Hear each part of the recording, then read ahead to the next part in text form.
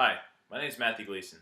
Today I would like to talk to you about the importance of eating right and taking the time to exercise daily and what it can do for your health. According to the Centers for Disease Control and Prevention, regular exercise and proper nutrition can help maintain a healthy weight, reduce the risk of certain types of cancers, cardiovascular disease, and other health problems. This is very important to me because it's a very big part of my life. I have a family history of heart disease and diabetes, and a number of family members are overweight. And believe it or not, I used to be overweight too, and my appearance was a reflection of how I lived my everyday life. Just by looking at me, you could tell that I didn't take very good care of myself. I ate a lot of fast food and drank beverages that were high in sugar. I didn't take any time to exercise or take part in any physical activities. I even felt how I looked. I was uncomfortable in my own skin. I was unhealthy and physically drained. So I made a goal for myself that I would get myself back to a healthy weight and a waist size that was proportional to my height. And it took me about a year to meet my goal with just an adjustment in what I ate and creating a workout routine that my body could handle. So with dedication to that goal and self-control when it comes to nutritional intake, I'm able to keep the physique that I built myself. So I must say I feel a whole lot better. I have more energy, mental focus, endurance, and self-esteem, today than I have had in years. So I want everyone to know the benefits of these two subjects and to raise awareness and hopefully change a few lives in the process. So let's start off by talking about nutrition. What should we be putting into our bodies? What we put into our bodies is going to affect how we feel, how our body functions, and how we look. So what foods are okay and not okay? Let's start off with some of the goods. Now, some people hear fat or carbs and start thinking bad things automatically. Like, oh, if I eat any of those things are going to cause me to gain weight or keep the weight that I'm trying to lose. When in fact, it's not true. We need those good fats and carbs to fuel our physical activities throughout the day and store energy in our body. Things like nuts, plain oatmeal and cereals, or occasional wheat bread. Those are some of the good examples of the good fuel to carry us throughout the day or to intake before engaging in physical activities. Eating stuff like fruits, vegetables, those things are going to provide our bodies with natural sugars as well as antioxidants to help fight off disease. Lean meats such as fish and poultry are high in protein, low in fat and cholesterol. And if you're one that doesn't eat meat, tofu is a very good substitute. As far as beverages go, try to make water your number one beverage. It's the best thing for you out there and it has 0 calories. Some of the bads, try to stay away from processed foods, stuff like deli meat, your cheeses. Those things contain sodium and a lot of preservatives, and it's going to make you retain water weight, the weight you're trying to lose.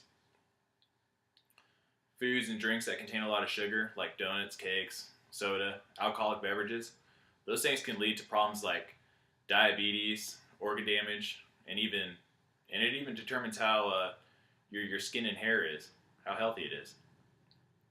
Junk foods and fast food, those things are bad. They have a lot of cholesterol and saturated fats. Meats like beef and pork, they contain a high amount of fat and cholesterol as well. So how much food do we need to eat to sustain our life? Everyone's lifestyle is different. Some people need more carbs, more calories to give their body fuel to perform in sports and to just function throughout the day. There's many calculation tools out there that can help you calculate the amount of calories you need to intake in order to meet your own personal goals, whether it's to gain weight, lose weight, or maintain the weight you're at. Ideally, you want to keep your body in a caloric deficit, meaning you're burning more calories than you eat so that your body doesn't have a chance to add that unwanted weight. How are we going to do that? Like I said before, eat those foods that are high in nutritional value, stuff like the fruit, vegetables, the lean meat.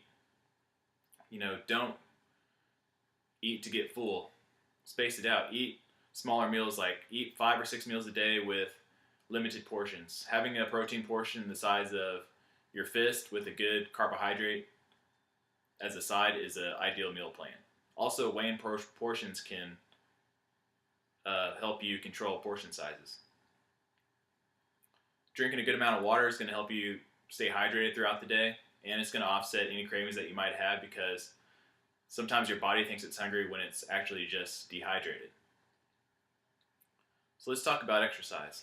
According to the American Heart Association, we should be engaging in physical activity for at least a minimum of 30 minutes, 5 days a week. This is what's required. What activities can we do to improve our health? There's so many things out there that we can do to keep our bodies in motion. Participate in physical activities that your body can handle and make steady improvements to meet those goals. Don't go out there and overexert yourself by making goals or participating in activities that your body can't handle at that time. Start slow, condition yourself, let your body adjust to those changes, and give yourself plenty of time to rest and time for your body to recover. You can go out there and join a gym. Gyms have a lot of different equipment to target different muscles. If you don't feel comfortable joining a gym or exercising in public, find an exercise program out there. There's a lot of DVD programs out there that you can buy. Tae-Bo, P90X, Insanity, those are some examples. They're going to teach you different routines to help shape your body and teach you different techniques to help build you up. If you don't have funds for those things, try YouTube. There's a lot of videos out there with exercise tips, or you can make daily errands and chores into daily exercise. For example, instead of driving to the market to get groceries, take a walk there or ride a bicycle. You can do resistance training or weight training like I do. Things to remember when you exercise. First, always remember to stretch before you exercise. That way you prevent injury. You don't want to go out there and pull or tear anything when you first get started and set yourself behind. Create goals to increase strength, endurance, and constantly challenge yourself and push yourselves toward improvement. Avoid distractions. If you have a certain time set aside for your workout, make sure you are getting your heart rate up and constantly moving. Having music or a partner to help push you along and stay motivated, those things can help. And just go there, do what you're supposed to do in the amount of time that you allotted yourself to exercise. Some benefits that you'll receive when you exercise. According to the National Library of Medicine, exercise can reduce negative mental conditions such as anxiety, depression, mood swings, and improve self-esteem.